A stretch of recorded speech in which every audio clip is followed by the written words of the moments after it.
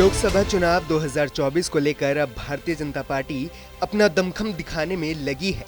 खासतौर पर ग्वालियर चंबल अंचल में बीजेपी ज्यादा फोकस कर रही है। यही वजह है कि सीएम डॉक्टर मोहन ने विधानसभा जीत के बाद पहले ग्वालियर और फिर गुरुवार को मुरैना में रोड शो के जरिए लोकसभा का चुनावी बिगुल फूंक दिया है। तो वहीं केंद्रीय मंत्री ज्योतिरादित्य सिंधिया भी लगातार चंबल अंचल के हर जिले को बारीकी से स्कैन कर रहे हैं, ताकि लोकसभा में ग्वालियर चंबल अंचल से ऐसी जीत की लहर उठे जो लोकसभा चुनाव 2024 में पूरे मध्य प्रदेश में बीजेपी की जीत को बरकरार रखने में कामयाब हो। तो वहीं कांग्रेस भी विधानसभा चुनाव में करारी हार की भरपाई लोकसभा चुनाव में करना चाहती है और वो भी लोकसभा चुनाव की तैयारी में उतर आई है। देश में अब 2024 में लोकसभा चुनाव होना है, ऐसे में कभी भी चुनावी आदर्श आचार संहिता लग सकती है। यही वजह है कि अब भारतीय जनता पार्टी की नजर मध्य प्रदेश की सभी 29 लोकसभा सीटों पर है और जीत का ये बिगुल बीजेपी ग्वालियर चंबल अंचल से फूंक रही है, क्योंकि जिस तरह से मध्य प्रदेश विधानसभा चुनाव 2023 के रण को बीजेपी ने ग्वालियर चंबल की धरती से जीता था, वैसे ही अब लोकसभा चुनाव 2024 के रण में जुट गई है। ऐसे में मुख्यमंत्री डॉक्टर मोहन यादव, केंद्रीय मंत्री ज्योतिरादित्य सिंधिया और लोकसभा चुनाव के संभाग प्रभारी डॉक्टर नरोत्तम मिश्रा बीजेपी पदाधिकारी और कार्यकर्ताओं के बीच जीत के मंत्र के साथ जोश भर रहे हैं। इसी कड़ी में मुख्यमंत्री ने मुरैना में रोड शो किया, तो वहीं केंद्रीय मंत्री ज्योतिरादित्य सिंधिया लगातार अंचल के दौरे पर हैं और डॉक्टर नरोत्तम मिश्रा ने भी गुना के रास्ते लोकसभा की जमीनी तैयारी करनी शुरू कर दी है। इसको लेकर भाजपा का कहना है कि जनता के बीच रहेंगे, जनता की सुनेंगे तो जनता भी हमें आशीर्वाद देगी। सभी दलों को यही करना चाहिए।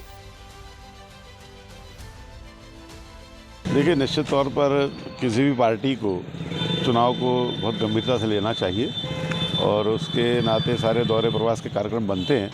कल माननीय मुख्यमंत्री जी मुरैना में थे और उन्होंने जन आभार यात्रा भी निकाली और चंबल संभाग के पूरे अधिकारियों की बैठक भी ली और हर संभाग में जा रहे हैं, वो पूरे कामों की समीक्षा भी कर रहे हैं और आगे निर्देश भी दे रहे हैं। माननीय सिंधिया जी भी 4 दिन के दौरे पर आ रहे हैं। विकसित भारत संकल्प यात्रा चली रही है, उसके नाते भी जा रहे हैं और राज्यसभा सांसद के खेल महोत्सव भी चल रहे हैं, उस नाते भी जा रहे हैं। निश्चित तौर पर जनता के बीच में हम रहेंगे, जनता की बात सुनेंगे, जनता के लिए करेंगे तो जनता भी हमको आशीर्वाद देगी। सभी का राजनीतिक दलों को ऐसी कार्रवाई करना चाहिए, ऐसी परिपाटी अपनाना चाहिए और जनता के बीच में जाने से बहुत सारे लाभ होते हैं। जनता की बात भी हम तक आती है, हमारी बात भी जनता तक जाती है। और लोकसभा में 4 सीटें हैं, जाने के मूड में है बीजेपी।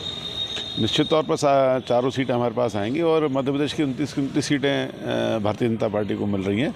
विधानसभा के प्रचंड बहुमत ने इस बात को सिद्ध भी किया है। लोकसभा चुनाव में बीजेपी के बड़े नेताओं के सक्रिय होने पर कांग्रेस भी पीछे नहीं है।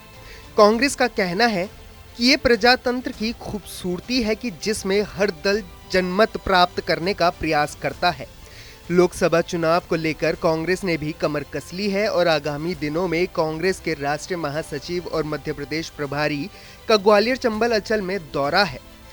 उनके साथ प्रदेश अध्यक्ष जीतू पटवारी भी आ रहे हैं। हालांकि इससे पहले ही जीतू पटवारी दतिया, भिंड, मुरैना इलाकों का दौरा कर चुके हैं, क्योंकि हर पार्टी अपने जनमत निर्णय का कार्य करती है। ऐसे में बीजेपी भी अंचल में जनमत का प्रयास कर रही है, तो वहीं कांग्रेस भी अपनी जनमत बढ़ाने में लगी हुई है। देखिए, सिंधिया जी दौरा कर रहे हैं, मुख्यमंत्री दौरा कर रहे हैं, मुझे लगता है कि ये उनकी पार्टी का काम है और ये प्रजातंत्र की खूबसूरती भी है कि हर दल जो है वो जनमत निर्माण करने का प्रयास करता है और हम तो इसको बड़े स्वस्थ तरीके से लेते हैं प्रजातंत्र में। जहाँ तक कांग्रेस का सवाल, हाँ निश्चित रूप से आप देखिए, हमारे राष्ट्रीय जो महासचिव हैं और मध्य प्रदेश के प्रभारी हैं, उनका भी 4 तारीख को दौरा है। माननीय जीतू पटवारी जी भी उनके साथ आ रहे हैं। तो ये मुझे लगता है उससे पूर्व भी जीतू पटवारी जी जो है वो दतिया, भिंड और मुरैना का दौरा कर चुके हैं। तो ये तो हर पार्टी जो अपने जनमत निर्माण के लिए काम करती है वो भी कर रहे हैं, हम कांग्रेस भी कर रही है।